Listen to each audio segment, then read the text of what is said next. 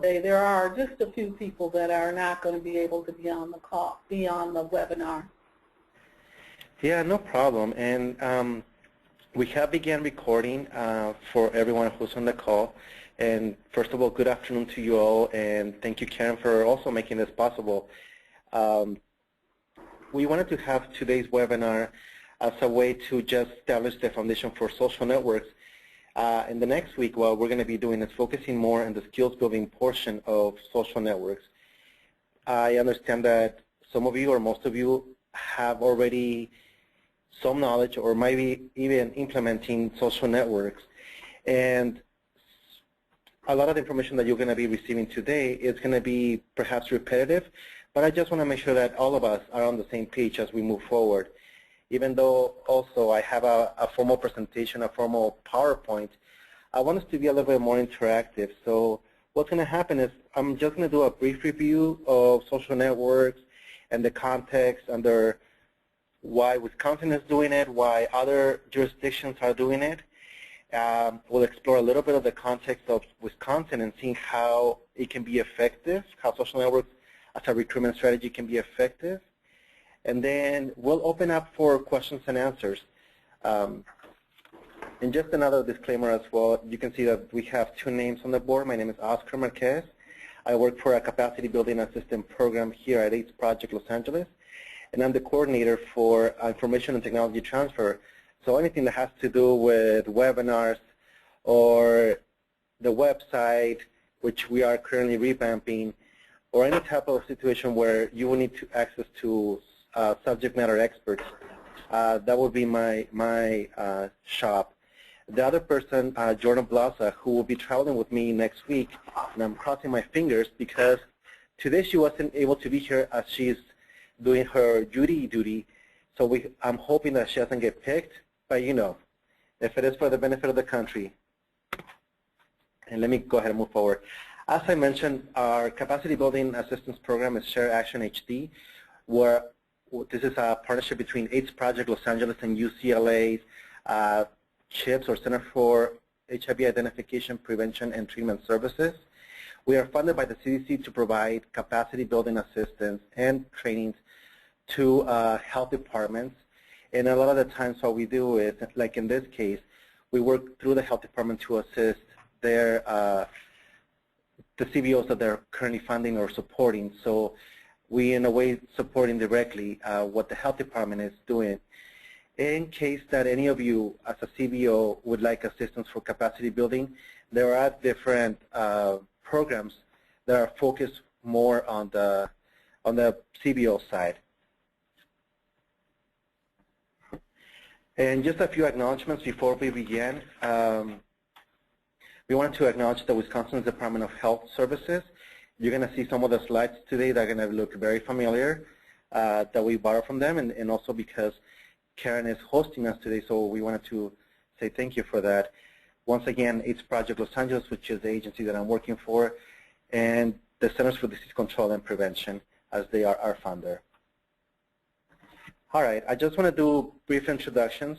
What I'm going to be doing is whatever names you signed on as, I'll be calling on that name, and what I'm going to ask is for if there's multiple people accessing the computer at that particular site or with that particular login, to introduce yourselves, okay? And just briefly what your name is and what agency you're working for. And I know that some of you already logged in as an agency. So let's begin with AIDS Network. Jenny Schaefer. And Terry Fox. Hello, welcome. Then we have ARCW Milwaukee. Hi, this is Laura Stevens. We also have Charles Smart and Lorenzo Scott. Great, welcome. Then we have Benny Castrejon. Yes, this is Benny, and also Kenny Fletcher is here. Great, welcome. Afternoon. Then we have, hello. And then we have Chris L. Hi, yes, that's Chris Lee, and we also have Jacob Doherty. Dennis Wojciechowski. And we're from Diverse and Resilient. Welcome. Thanks. And then we have Megan. I don't know if Megan is with you, Karen, but if you both want to introduce yourselves at this time. Yep. Hi, I'm Megan Alderbrook. Karen Johnson. Erin Ritten. And Tim Pilcher. And you guys are from the Wisconsin Department of Health? Yes. Yep. Right. Tim is the supervisor, and Mary is our Running White coordinator and also involved in our SPINS project. Okay, great. Thank you. And then we have Lisa Danelski. Yep, Lisa, I'm with the AIDS Resource Center of Wisconsin. I'm just here by myself in Appleton. All right, welcome, Lisa. Thank you. Then we have Mary White Peng. Hi, this is Mary and Tim from UW. Welcome. And we have one more person. I don't know if he has access to audio. His name is Paul Jacob. Yeah, I'm here. Can you hear me? Yes, I can hear you fine. Welcome. And you're from where, Paul? ARCW Green Bay, and I'm sitting with Jim Bruner and Megan, a different Megan. Okay, great. Welcome. So before I move forward with the webinar, you'll notice that you have different tools at your disposal to communicate with me. In order to have the presentation go a little smoother, what I'm going to do is I'm going to go ahead and mute everybody just for the time that I'm presenting. Once I'm done presenting, I will unmute everyone so that everyone has a chance to talk. However, if you notice on your right-hand side of the screen, you should have a box where you are able to communicate with me through chat. So in order not to distract everybody in the call, what I'm going to ask is, if any questions come up, please feel free to ask me those questions through the chat box. Does everybody see that?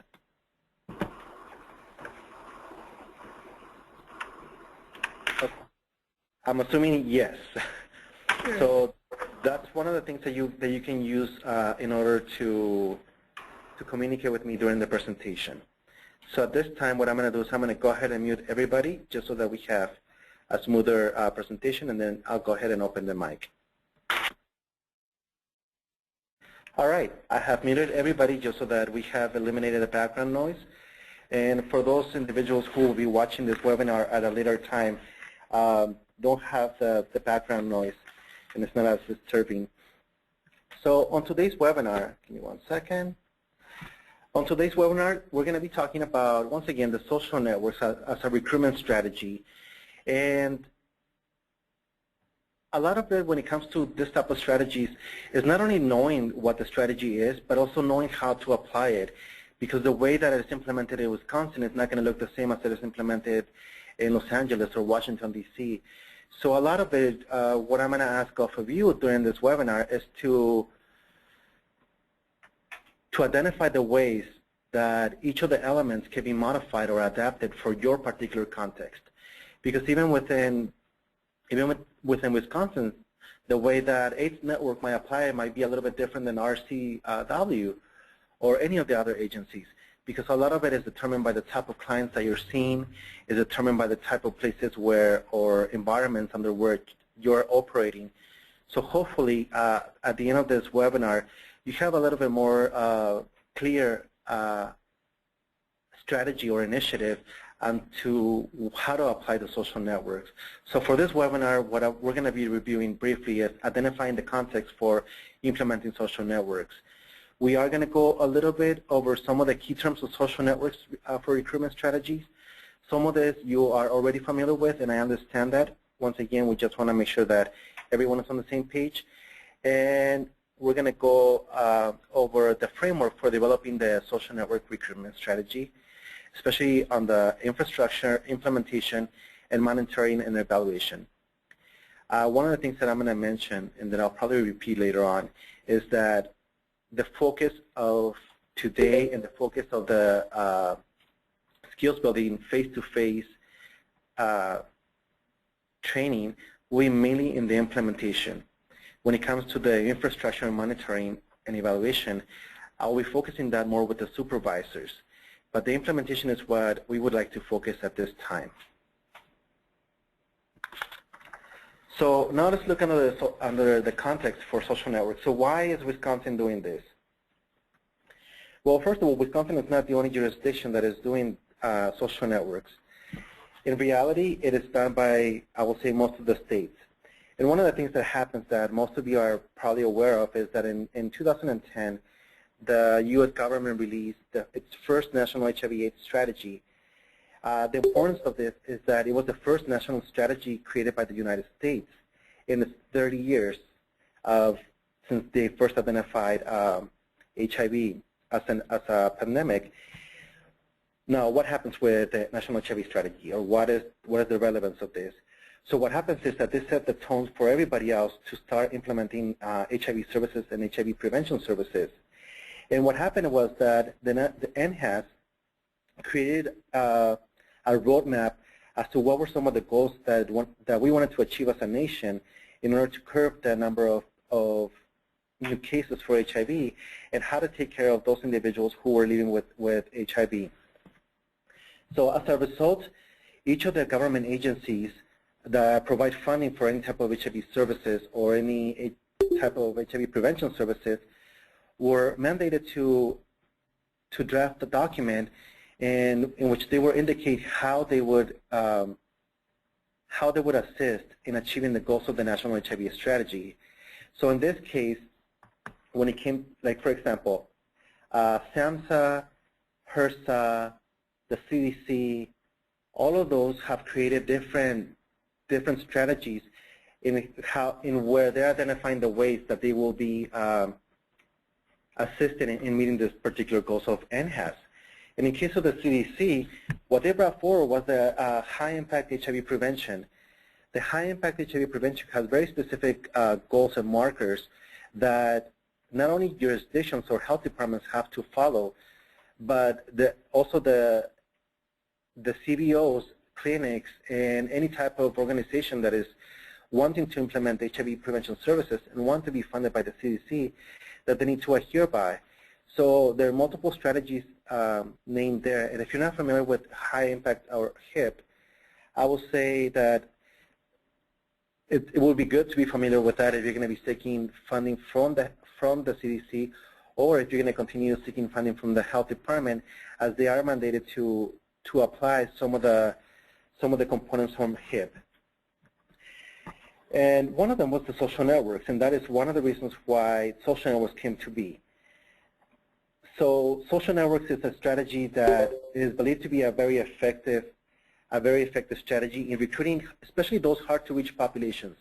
One of the things that we know as a nation is that with experience of collecting the evidence, we know that at least 25% or 1/4 of those who are believed to be infected with HIV don't know of their status.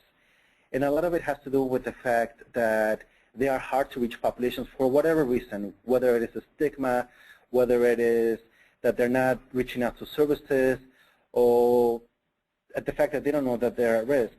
So when it came to social networks, it was believed that it is a very effective strategy in order to recruit those at the highest risk. And as we move forward, I want you to keep that in mind. Keep in mind that those keywords, that we want to focus on those that are at highest risk of getting HIV or transmitting HIV. And we'll talk more about that in a minute. So now let's look at social networks in context in Wisconsin. What I'm going to be doing is I'm going to be presenting some of the slides that the health department has presented before. And the reason for this, I know that most of you are going to be already familiar with this, but what I want to do is more so try to establish the context under which social networks could potentially work in Wisconsin. All right. Give me 1 second. I'm having a couple of questions here, and I want to make sure that I address them. So one of the things that we know is that HIV, since it first emerged in the nation, well, especially in Wisconsin, we know that HIV cases have been diagnosed in all 72 counties. However, when we look at the cases or where the concentration of the cases where they are, we look at specifically 2 counties. One of them is Dane County, and the other one is Milwaukee. So when we look at these particular cases and these particular counties, we know that these are the counties that are mostly affected or have the highest concentrations for HIV cases. And I guess, and one of the things that we can derive from that is that if we apply social networks effectively, this could potentially lead to further identification of more individuals who are perhaps infected or who are engaging in high-risk behavior, and that could result in another HIV-positive case. Now, what does that mean to the rest of the counties? Does that mean that they're not at risk? No, they are. There are a lot of cases. We look, for example, at Marathon. We look at La Crosse or any of the other counties. We know that even though the cases there might be low, that perhaps there might be situations where people are engaging in high-risk behavior, but they're not necessarily being reached by the type of services that we are all providing. So just keep this in mind as we move forward.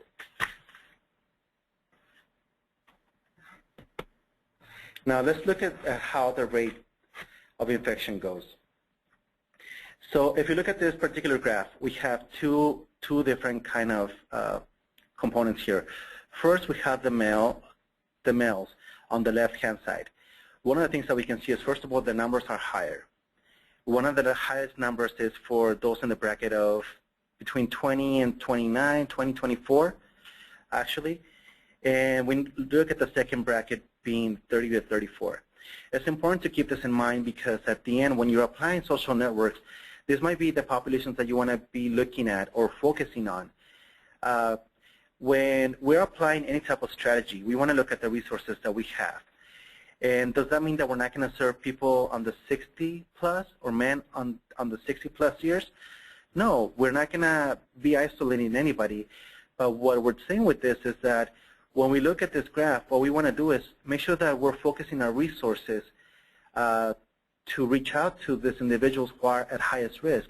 And that's who you want to focus on in this case. In case of the females, one of the things that we noticed is that for females, the highest bracket is in the 30 to 34. Now, one of the reasons why we wanted to show these cases is because when you're applying social networks, you want to make sure that you start establishing the characteristics of those who will be the most appropriate recruiters, or that could be part of those social networks that can bring other individuals. So keep these ages in mind as we move forward. Now, when we take a look at the risk exposure, we look at the fact that MSM are driving the epidemic, like in most of the country. And if we look at it, it's 90% of those who are diagnosed by HIV. The risk factor has been through MSM contact. Now, one of the things to keep in mind, and this is that I know that this might be a given to most everybody, but it's not applied commonly, as you might think, is the fact that MSM entails that MSM is the behavior and not the sexual identification of the person. So when we're talking about MSM, we need to make sure that we're looking at what is the sexual identification of the individual, because in some cases, while a man might be having sex with other men, they might not identify as gay or bi. So we have to look at those things, especially when we're looking at social networks. A lot of the times, some men might be, as they call it, gay by pay, or there might be additional variations of why people or why men are engaging in MSM behavior. And it's important to look at all these components, because this will give you some type of insight as to how to recruit these individuals as well. When we look at the women, we see that at least 79% of them, of those who are infected with HIV, the risk factor that they report is that of heterosexual, with 21% being IDU. Now, one of the things I want to highlight about this risk exposure and how this relates back to the social networks is when we look at all of these pieces of the pie, whether it is women, whether it is IDU or MSM, each of these components entail a whole different culture for the most part. When we look at, for example, at heterosexual males, we know that only 4% of them are reporting risk exposure through heterosexual contact. In the given case that we wanted to reach out to those individuals, we know that the context, the cultural component for them is going to be different than those of women who are infected through heterosexual exposure. And we have to think about all of this because when we're applying social networks, we have to look at those cultural components, those sex components. And one of the things that is going to be affecting all of this is, first of all, how you're setting up your orientation for these recruiters. How or if they're willing to reach out within their own networks. And how will they do that? Because in some cases, it might be easier to set up conversations between the associates and the recruiter. But in some cases, because the conversation is not natural to them to talk about sex or talk about HIV testing per se, then the way that you're setting up those orientations or trainings is going to be very different. So when we look at all of this, it is important to look at age, as we looked in the previous slide.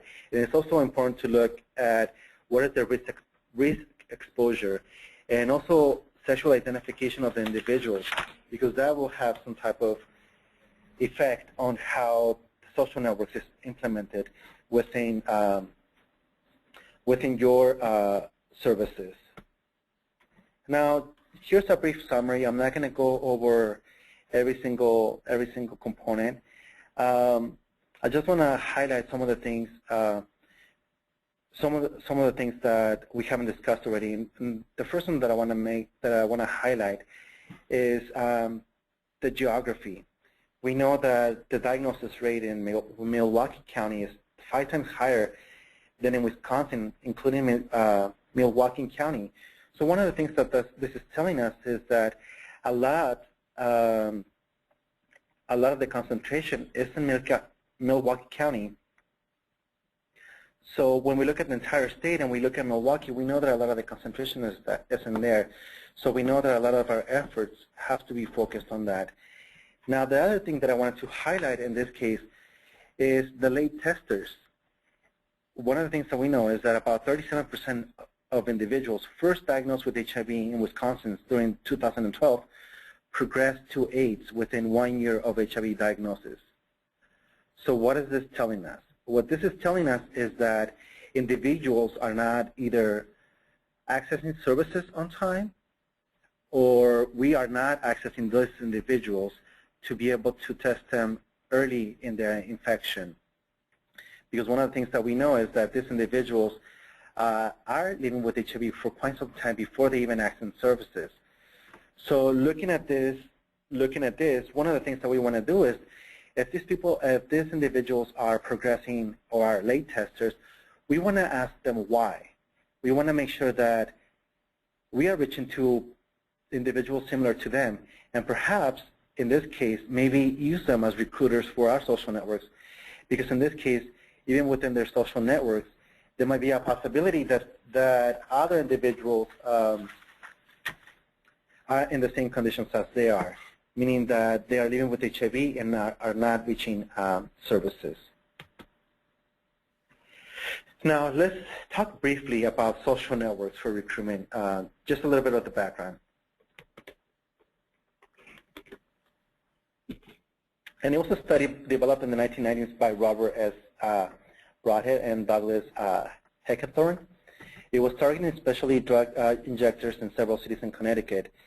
It was peer-driven recruitment versus traditional, and peers trained, and the peers were trained.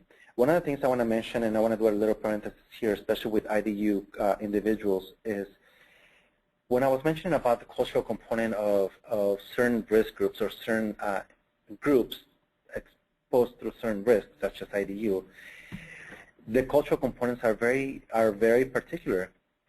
In the case of IDUs, in a lot of the cases, one of the reasons why a lot of infection is happening there is because in some cases, in some opportunities, or in some cities, I should say, the culture of this group is a very tight-knit. Everybody knows everybody, and one of the ways of bonding in some of the cases is through sharing needles. In some cases, they're going to be sharing because there's lack of resources. But a lot of it happens because that's the way of bonding for them. It's a way of establishing their trust between individuals, between friends. So this is why a lot of the infection happens with these individuals. So when this particular research this particular study was done, it was done under these conditions. Now, some of the outcomes that came out of this particular study is that peer interventions were more effective in reaching IDUs. There was more diversity in the type of ethnic and geographic reach. And it was more effective disseminating prevention education messages. So one of the things that we want to think about is think about yourselves as providers as being the tip of the iceberg. You're going to be able to reach some of the individuals, but once you tap those individuals, they're going to have farther reach than you will because they're the ones going out there and interacting with individuals of their own groups every single day. A lot of the times our focus is during our work hours, and if you think about it, there's no such thing for individuals who are part of these groups. They are just living their lives. They're just interacting with their peers. So that's one of the reasons why peer, or in this case social networks, prove to be more effective. Now the other thing too that came out of this particular study was that peer-driven recruitment was more cost-effective. So 14 months of services cost about $3,000 per recruiter or per person recruiter versus $113,000. This is one of the other reasons why the government looking at more cost-effective ways of implementing services, and this is one of the reasons why they have identified as social networks being one of those strategies. Now, there was also a demonstration project that took place in 2003 and 2005. These social network strategies were used to identify people who were unaware of their HIV infections in community of color. There were 9 CBOs who were funded for this 2-year period, and they had to use social network strategies to reach and provide HIV counseling, testing, and referral services to persons at risk for HIV. Now, one of the things that you might notice about this is that this is a very similar situation to Wisconsin, in the sense that you guys are trying to reach out to individuals to bring them for HIV testing. And one of the challenges that I've observed, and this is just a parenthesis as well, one of the observations that I made in assisting different CBOs throughout the U.S. and even in Puerto Rico is that when they receive funding from the government or from their local health department, a lot of the focus that they have is in trying to reach the numbers of tests that they were contracted to do. And that is very important, to reach those number of tests. However, the focus should always be in trying to reach not only the number of tests, but more is trying to reach those individuals at highest risk, because the purpose of HIV testing is to identify those who are HIV positive. And I think a lot of CBOs or a lot of agencies who are implementing services forget about that fact, or they're just trying to comply with their contract, which is understandable. But remember that the focus should be on trying to identify those individuals who are HIV positive, who might not know it. And this is one of the reasons why when it comes to social networks, we want to focus on those persons at highest risk, which is what they did here for this demonstration project. In total, they had 424 recruiters enlisted with about 3,100, almost 3,200 network associate tested, and out of those, 179 individuals were positive with a positivity rate of 5.6%. That is a very, very high percentage. And what this is telling us is that when it's implemented well, the social networks can really yield positive results. If you want more information regarding this particular study, you can look it up in this particular link that I can send you guys also. All right, I'm going to go ahead and unmute the microphones just for a little bit, and I want to ask if anybody else has any questions thus far, before we get into the nitty-gritty. What questions can I answer at this time?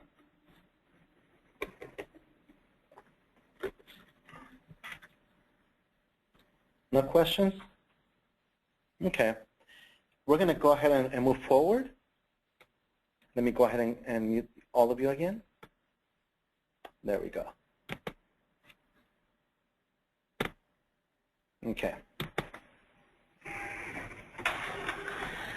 So now let's go into the social network.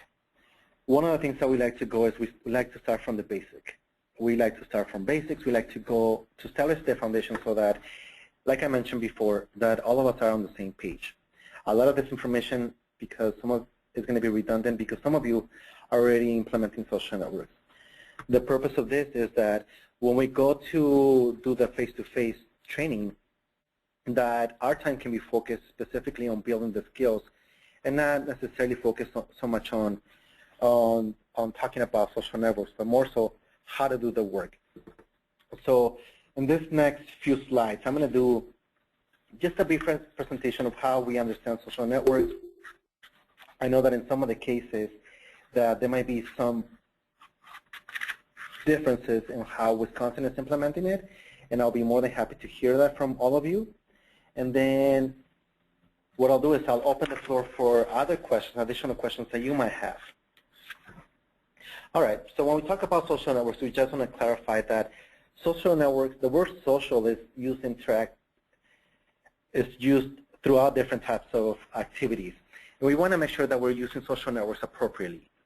When we look at social media, social marketing, or social events, we're talking about those being tools for social networking.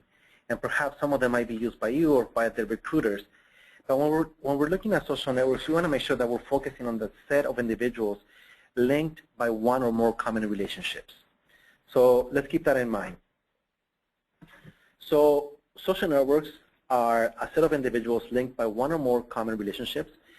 They include people who know each other and share a social connection.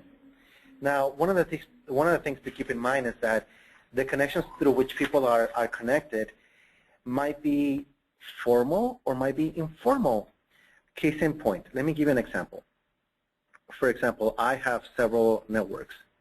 Among them, I have my coworkers who are one of my networks, but I take the train to come to work, and I also have that particular network. In that particular network, how I share information and how I talk to them is very different than how I do here at work. And how they look also is very different. How I relate to them is also very different. So when I talk about work, for example, in this particular network, I talk to them more in a professional manner, of course, because I don't want to get fired, right? And we talk about more information that is more related to work. When it comes to my social network from the train, I talk more about informal things of interest, talking about the schedules of the trains. Did you hear about the last person who committed suicide in the train and how to stop all the services and so forth? We'll talk perhaps about movies and some recommendations about what to do with movies, because some of us share a common interest in when it comes to movies. So how we relate to each other might be different, and also how I relate to my personal friends is also very different. How I follow their recommendations and how we talk to each other is going to be very different. So when we're talking about social networks, we want to think about all of these components. How are potential recruiters relate to other associates. And start with yourself. Start with yourself and looking at the different groups that you belong to, whether it is school, whether it is work, whether it is other colleagues, whether it is through transportation or hobbies, how you relate to one another, how you talk to each other. When you think about your recruiters, you want to think about it in the same context. You want to think about the fact that they belong to different groups, and how are they more likely to communicate with each of the group, and who are they more likely to communicate. And in this case, when you're thinking about social networks, you want to think about how are these messages of recruitment going to be communicated through these networks. So some of the components of social networks might be that there must be 3 or more people in the network. There must be a source or a recruiter, and there might be a system. There must be a system of communication, whether it is through text, whether it is through Facebook, whether it is through face-to-face. There has to be some form of communication. And there must be a recommender, those who people tend to listen to or who are likely to influence others. How social networks affect its members. One of the things that we know is that, and I was looking at one of the studies of social networks, is that people are most likely to listen to other people whom they trust, or whom they know. So, for example, when you look at Facebook, one of the things that I was looking at is that people are most likely to listen to recommendations by friends versus advertisement. So when we look at social networks, we know one of the things that we know is that individuals value place opinions on beliefs, well-being, on people who they trust. Norms and customs exert social or peer influence. Inherit social relationships to provide feedback to build image and self-concept. So how we want to be seen by others affects that. So if we want to think about back in your high school days and think about my high school days, which of course it was only like 2 years ago, right? Wink, wink. But it's like we wanted to dress just like the rest of our peers because we wanted to be accepted. We wanted to belong to those same groups. What was the behavior that we were having? How were we accessing the music? What kind of clothes were we wearing? All of that was affected by our own peers. So in essence, what they're saying, social networks also have the same effect with their particular peers. Now, when it comes to using social networks for recruitment, it works because it is based on relationships and trust, as we mentioned. Peers are invited to recruit their friends and associates or people whom they have already interacted with. It reinforces the community's beliefs in the services and the service provider. All recruiters are offered modest incentives and are eligible to serve only when possible. I know that that's not the case in a lot of the places that you might not have allocated or might not have resources to provide incentives. Whenever possible, it is appropriate to do that, and we can talk about some ideas of incentives later on if you would want to ask about that.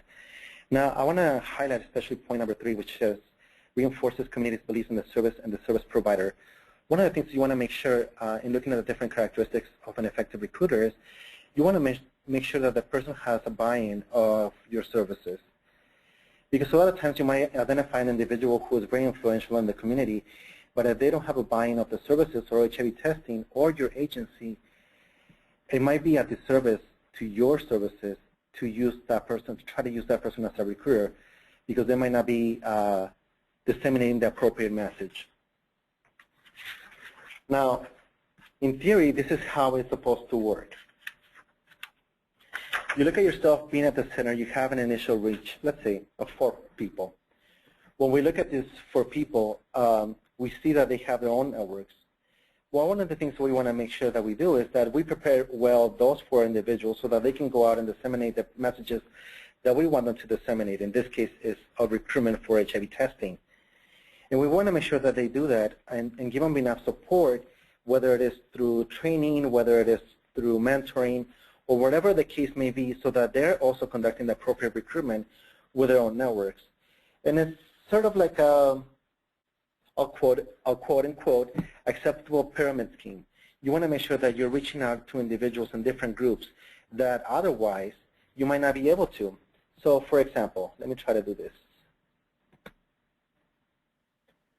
In some cases, we have you here in the center, and you're reaching these individuals right here next to you. But in some cases, the people who need the services the most might be this individual out here in the outer field. So we know that in order to reach to that person, a lot of times you might not have that direct reach that you might want.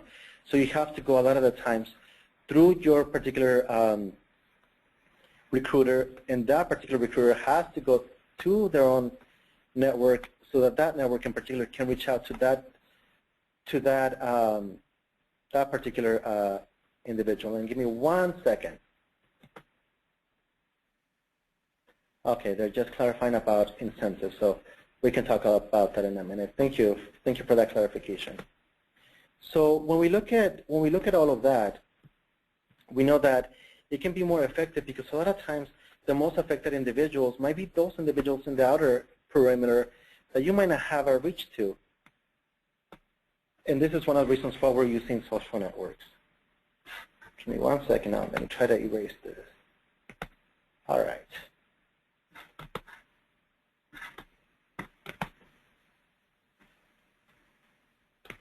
There we go. So social networks, they're also known as peer-driven recruitment and respondent-driven sampling. And it's very useful in recruiting hard-to-reach populations and recruiting relatively large number of participants within a short period of time. Now, 1 second. The term recruiter is used in this training to refer to individuals who recruit for networks. And this is how we're using the word recruiter. And I know that in Wisconsin, in reading the protocols, you also use the same word so that we don't get confused with that. However, when it comes to your particular agency, you might want to change this term. I mean, you might not want to refer to your clients as recruiters because they might not identify with that. So it's okay to come up with your own terminology. One thing to keep in mind, though, is that for the purposes of reporting, when you're reporting to the Wisconsin, to your funder, in this case the Department of Health, you want to make sure that you are consistent with the language that they're using. In this case will be recruiters. And what I'm saying with that is that for reporting purposes, you do have to use this word unless clarified by Wisconsin Department of Health. But in case of your practices, when you're talking to recruiters, you are able to use other type of language that is more user-friendly for them. Now let's go briefly over the framework for social networks. Once again, one of the things that I want to keep in mind, that I want everyone to keep in mind, is that there's 3 components. First of all, the infrastructure, social network recruitment protocols, and also the monitoring and evaluation. However, the focus for us in the training will be, hold on, I'm trying to use my tools here. I'm not letting me use my tools. The focus for us will be just the implementation of social networks. So one of the things that we're going to be focusing a lot as well is in this particular area, which is a recruitment or enlistment. As simple as that might seem, is if you are not recruiting the appropriate individuals, the rest of the components such as engagement or recruitment of network associates or even providing the services is not going to be effective because it all starts with this, with the recruiting and enlistment. You want to make sure that you are recruiting the appropriate individuals.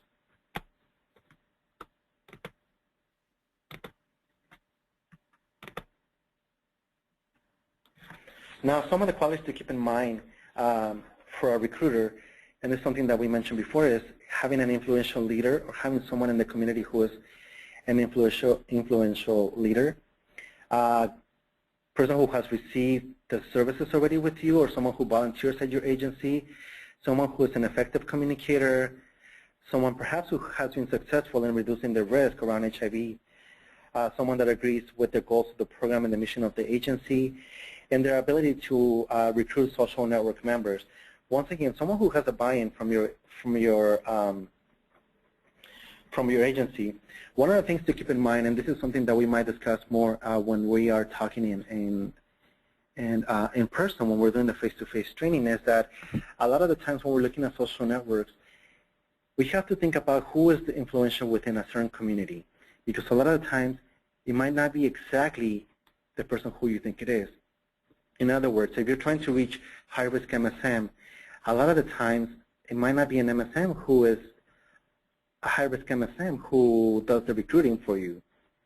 It might be someone within that community that is influential.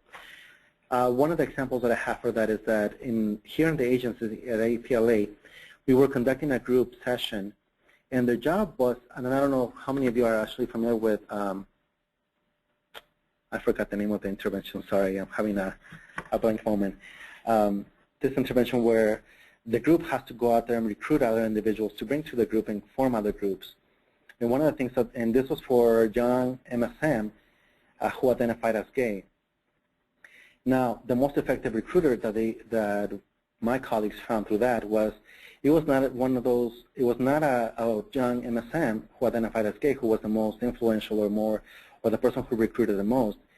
It was actually a girl who was self-identified as a fag hag, who was always hanging around this group of guys, and she was able to recruit her friends and able to bring additional people who belong to this group. So this is something that we can explore more when we do the face-to-face. And this is not always the norm, and I have to say that because usually social network recruitment works better when you use the population that reflects that of who you are targeting to provide services to. Some of the lessons learned that we have had is that high-risk negative who were prior associates brought in 75% of all the positives versus the positive recruiters who were prior associates. So when we're looking at identifying the target populations of who we're trying to look at, this is one of the reasons why we say focus on the high-risk individuals. And in this case, even though in here we said negatives, it might be positives as well, but the diagnosis of a person is not necessarily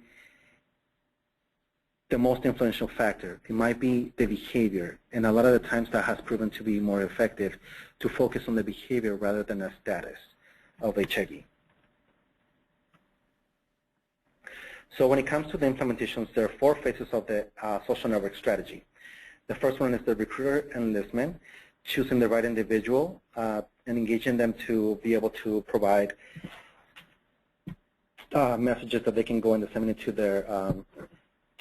their social networks. Engagement by providing orientation, interviewing, and coaching on how to disseminate those messages.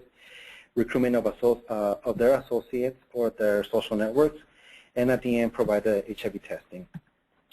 So when it comes to enlistment, potential recruiters are identified, screened for eligibility, contracted, and invited to participate. And because one of the things that you'll see is that even though a person might, in theory, might be a good recruiter, once you do the interview, you might find out that it's not the most ideal person to do the recruitment because either they don't have buy-in of the services or they don't feel comfortable talking to their peers or to their social networks or whatever the case may be. But during the enlistment process, this is a good way to gauge whether a person is appropriate to be a recruiter or not. In the engagement process, potential recruiters receive a thorough training program in how to implement it. In this case, you want to make sure that you include enough information about the type of services that you're going to be recruiting for, HIV testing.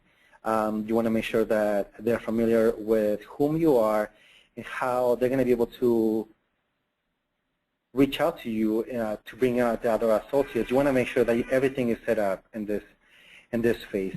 A lot of it is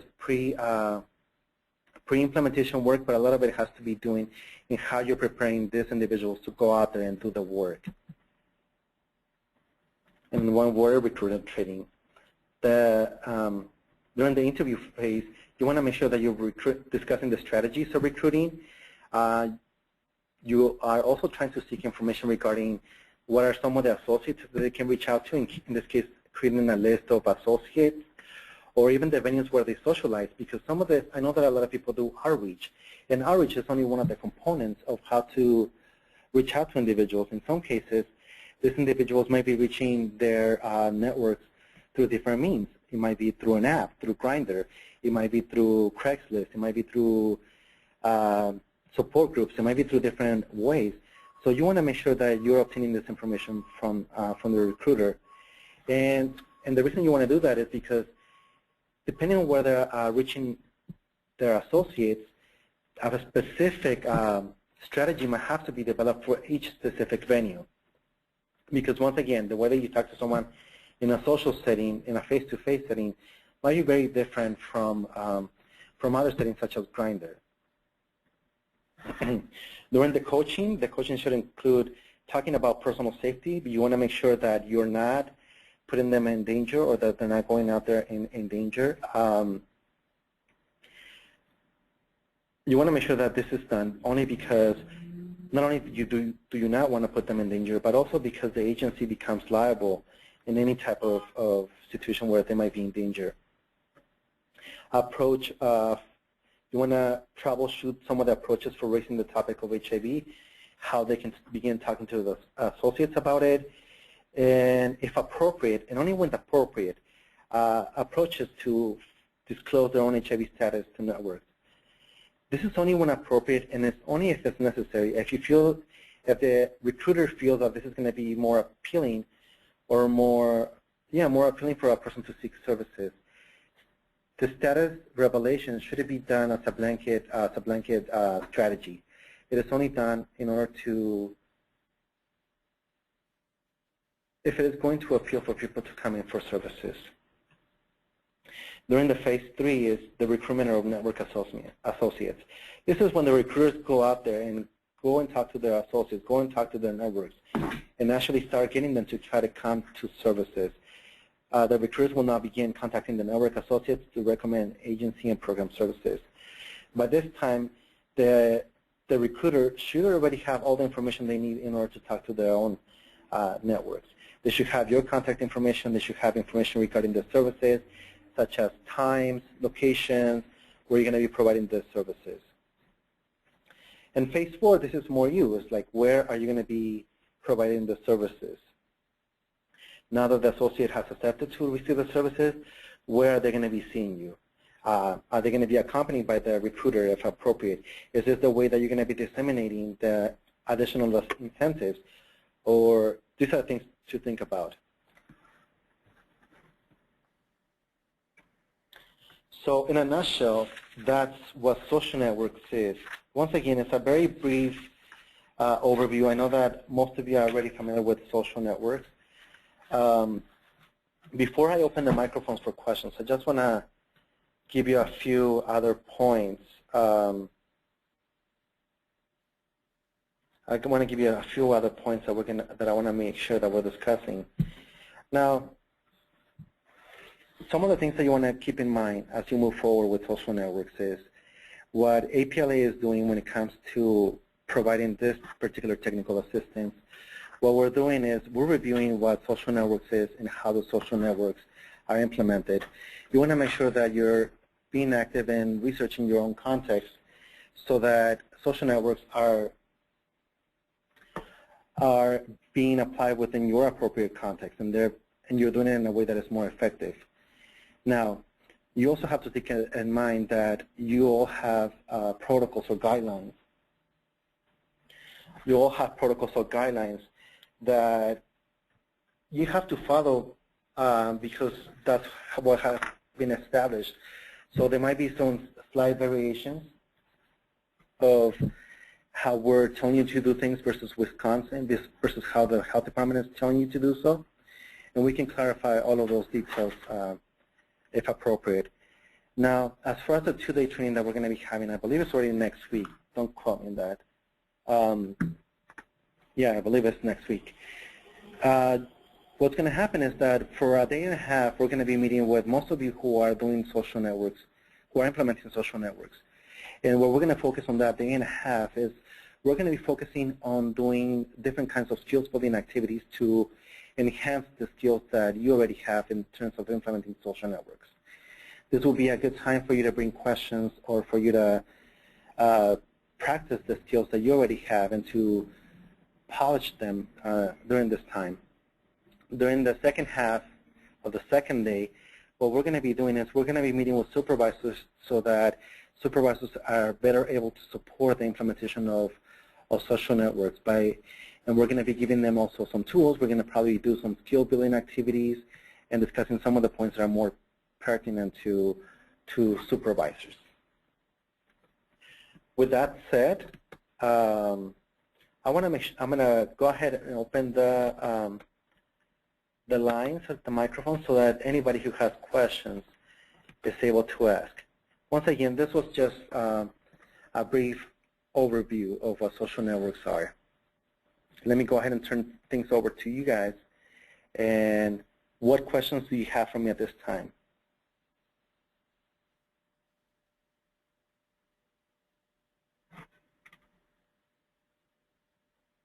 This is either for the participants or for the health department. Is there anything that you would want me to clarify?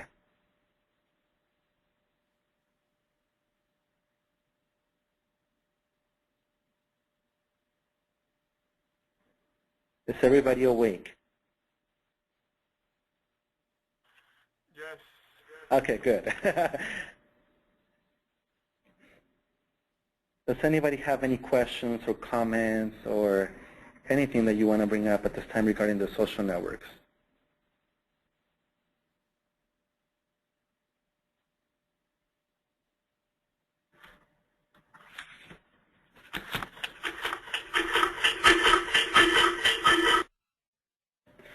One of the things I do want to ask, everybody, whomever would like to answer, is when it comes to social networks, what is your biggest challenge in implementing social networks? And anybody can answer that.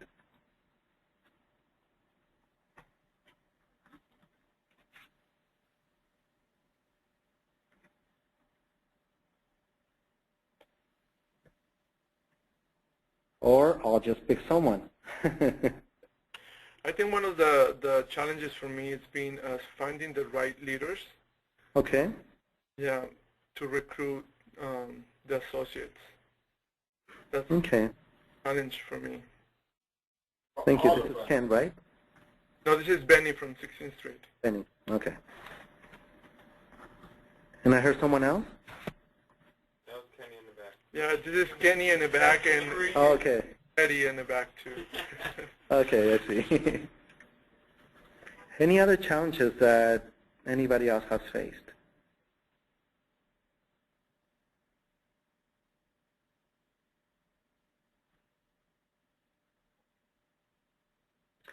What are some of the things that have worked well for you all? This is Karen. Some of the challenges that we see is that people are coming back and being retested, and sometimes that's for the incentives, and so that's another challenge, instead of, because there probably have been a recruiter or maybe not have been a recruiter, but then they're showing up through the network associate stream, but they've already been tested. Oh, I see. Thank you, Karen.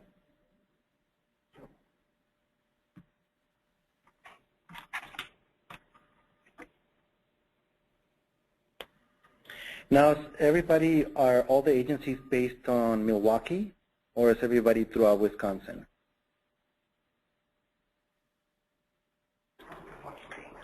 It's mostly Milwaukee, Dane, and we also have a somewhat large population in the northeast part of the state, which would be Appleton and Green Bay. Okay. The other thing is one of the difficulties in terms of staff changeover, and also just being motivated to get out there and keep identifying recruiters. And right. I think this is something that the persons on board can maybe talk about, because, you know, with me being a staff person and really not out there in the field, I'd like you to maybe talk a little bit more about the challenges of trying to get out there in the field and identifying recruiters. You wanted this from me? Is that what you said? No, just people that are on the call. Can you talk about just some of the things that you're feeling, or just some of the challenges that you have as you are out there trying to identify recruiters, and then what are some things that we can do in terms of helping with more of the motivation to make this program more successful?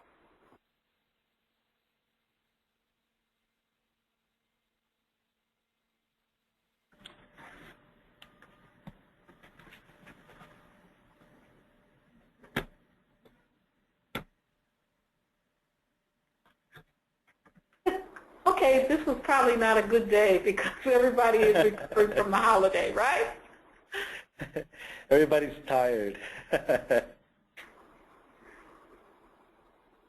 So is there anything that you find is a challenge? You know what? It's, some of the things that I wanted to mention in terms of challenges that are very common is I want to think about examples, even when I was a frontline provider here in LA, that we have several agencies targeting the same individuals. So a lot of the times what would happen is that we would go to the same venues and try to target the same individuals. So coordinating with other agencies was necessary in order for us not to duplicate services. And I think thinking about the incentives, I hear you completely when you say that people are returning for the incentives, because that's some of the challenges that other agencies are facing. And you guys are giving good incentives. As $10 is good, it's really good, because a lot of agencies throughout the U.S. don't have that type of money. And what happens was, for example, for myself, when I was implementing a version of social networks, we didn't have resources to provide incentives. So one of the things that we used to do is we would ask the clients, what would motivate you to either refer people or to continue to receive services, because it was more than HIV testing. We did individual level interventions as well. And one of the things that they would say is, well, it would be good to also have a therapist, or it would be good to have a social group, or to have something that where I can meet other people. So the type of incentive that we would use, it wasn't necessarily monetary, but it would be activities that motivated the clients to come back and do it. But a lot of that information had to come from the clients. So in looking, for example, at Wisconsin, Wisconsin is not as high rate as other states per se. So I think that in itself might bring more, people might say that it brings more challenges to implement the intervention, but the way that I see it, I'm going to use my Gandhi moment. I see more than challenges, I see opportunities for us to enhance the way that social networks are implemented, so that everyone can be more strategic in how they implement it and thus be more effective in doing so. Now, one of the things I want to remind the group is this is your time. I know that I did all the talking, but this is your time. This is for you. So if you have any questions, please feel free to ask those questions. This is your time.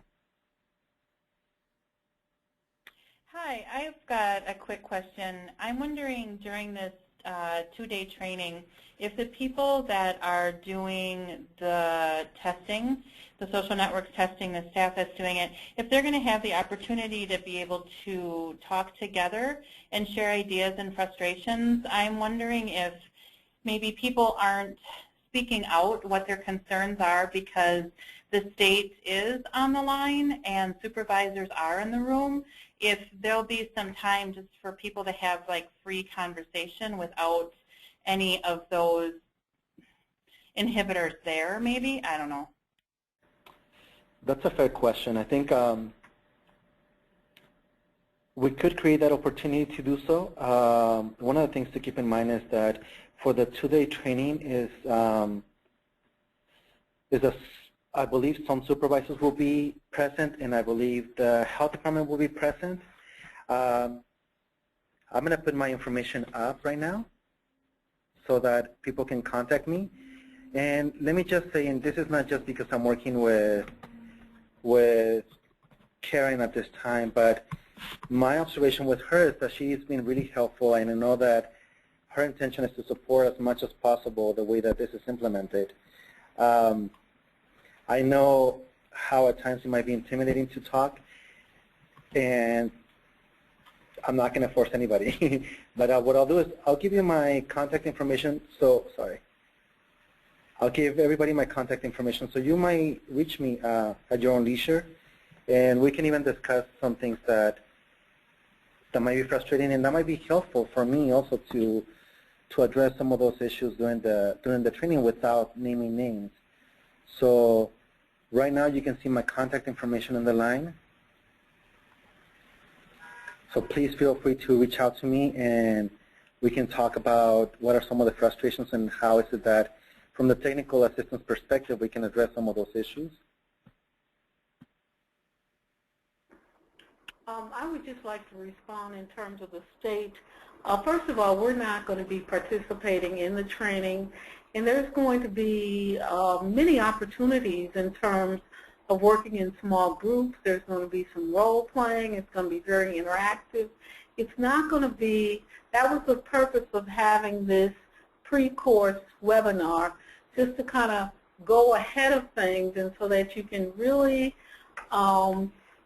just jump into the day-and-a-half training that's being prepared and really get the most out of it. It's not for the state to be doing any kind of overseeing or at all trying to evaluate any agencies or programs or staff or any of these things. The purpose of this is for you. And we want to do whatever we can to provide you as many opportunities and tools so that you can have better outcomes in terms of social networks, training, testing. And thank you for that, Karen. And I do want to encourage all of you to contact me.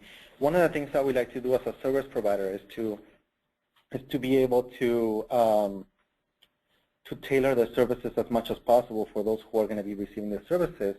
In this case, a lot of the planning has been going on with Karen, and she has been very generous in sharing a lot of the information. I think for me as a facilitator for next week, it would be good to hear from you all, if you feel comfortable sharing with me, what are some of the challenges or what are some of the things that perhaps you don't feel comfortable sharing in public that I could perhaps address with an activity or with something that we can make it constructive for everybody. Like I said, please feel free to contact me, and we can definitely discuss different ways to address some of the issues. We want to make sure that we're supporting to the best of our abilities. I have a question. Yeah. Okay. How did you overcome that problem of going to the same sites, targeting the same people, agencies being, using the same recruiters? Again, taking in consideration that Milwaukee is not a big city, it's not even Chicago or LA. Yeah. Yeah. That's one of the things that we're facing a lot.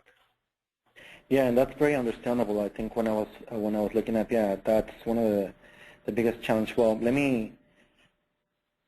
this is one of the reasons why I said that the context is going to affect how social networks are implemented. In our case, for example, I would have to say that one of the mistakes that our agency, I'll say our agency was making is the fact that they were focusing too much on outreach rather than focusing on those who were coming to the agency and receiving services, because that was where the wealth of knowledge was. That was where the wealth of individuals were. So one of our mistakes was not assessing those clients who were coming in for services already. We were focused too much on going out there to the same venues that other individuals were going. So, for example, the gay clubs. I mean, what agency hasn't got to gay clubs? And all of them, and most of the agencies, that's where we would find our colleagues. So a lot of the times we would go, let's say, there's a local club here called the Arena. At times, there were times when there were about 3 or 4 or 5 agencies in one night. So one of the ways that we addressed that was by diversifying, first of all, where we were going. So stop focusing on the clubs, because a lot of times one of the things that we know is that very specific populations go to that club. Now, usually, and we can safely say that most of the people who go to a gay club are self-identify as gay. But what happens to those individuals who don't identify as gay, who are still engaging in MSM sex? So we try to ask questions for those individuals who are coming in for services, and where were they socializing? Where were they connecting with other peers? And in some of the cases, we ended up going to parks. There were some cruisy parks here, and we went at different times than other agencies, and we used different trails. We also went to bookstores, adult bookstores. That's one of the things that was also effective. And a lot of the work that we had to do was mostly interviewing the clients who were coming to receive services already. Thank you very much. Yeah, and it was still not perfect, I have to say. It takes a lot of work, and one of the things about social networks is that, just as the epidemic, it's something that is very ever evolving, because one of the things that, for example, and I don't know what the case is for Milwaukee, but one of the things that we saw in Connecticut, I believe, Delaware, sorry. One of the things that we saw in Delaware is that a lot of the people were migrating for social purposes, meaning that on the weekends they would go to Philadelphia to socialize and do all of these things. And the agencies, the local agencies, felt frustrated because they couldn't recruit individuals during the weekend. And their job was to sort of understand more the patterns of the clients, right? Which was that they were not socializing in Delaware at that particular time, is that they have to be aware that they were going out to Philadelphia to socialize. So how does that affect their own recruitment? So a lot of it, a lot of it takes a lot of observation, a lot of research, looking at what's going on, looking at the epi data, looking at all of those components that might affect the way that you're implementing social networks. That's a great question, by the way.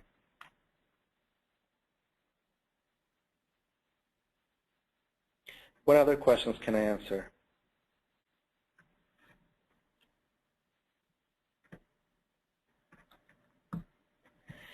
All right. Once again, I don't want to leave this phone call without encouraging you again to contact me. The purpose of this request is to try to enhance the way social networks are implemented, and I want to make sure that all of you are getting the most out of this technical assistance. So please feel free to contact me, and we can talk more one-on-one and see what are some of the potential solutions that we can offer, or what are some of the potential strategies that we could do during the training to address some of the challenges, or even the things that are working well. What are some of the things that are working well for you that we can promote during the training that other colleagues might benefit from that? I want to thank everybody for taking the time to talk to me today. I know that it's right after lunch for you guys. Personally, I'm starving right now. My stomach is telling me that I'm very hungry right now. But I'm very happy to be doing this and to be working with you all. And I really look forward to being there next week. I don't know if there's any other closing remarks that you would like to say, Karen, at this time. Well, first of all, I'd like to thank you so much for coming up with this pre-course webinar. I think I just also would like to say to everyone that's on the call that I can assure you that it's not going to be as, you know, as that the training is going to be more interactive, and it's not going to be straightforward where you're just going to be sitting there and he's going to be reading to you, or you're going to be actually reading some information. It's going to be interactive. I do encourage you to give him a call. As he said, if you've got some challenging things that you'd like to discuss, or if you have some successful things that are working, because what we want Oscar to do is to be very, very prepared to come in and meet your needs, because this is not about the AIDS HIV program's goals and objectives. This is about your goals and objectives, because you're the ones that are out there going to make this program work, or it's not going to work. And so that's why we're bringing him in to work with you. And I would like you to take advantage of this opportunity. And I can't thank the AIDS Project of Los Angeles so much, first of all, for immediately responding to our request, and then actually moving on that and coming in. And believe it or not, this is a really, really high amount. This is a time where they have a lot of other things going on, but they really wanted to do this for Wisconsin, and we're looking forward to seeing you next week. Thank you, everyone that was on the call. I know that it was probably not the best day, but I'm so glad that you're motivated and you were there and being on the call. So take care. We will see everyone next week, and we promise it'll be a great day and a half training, and then for the supervisors to be coming in like at noon the next day. So take care. That's all I have. Everybody. Thank you.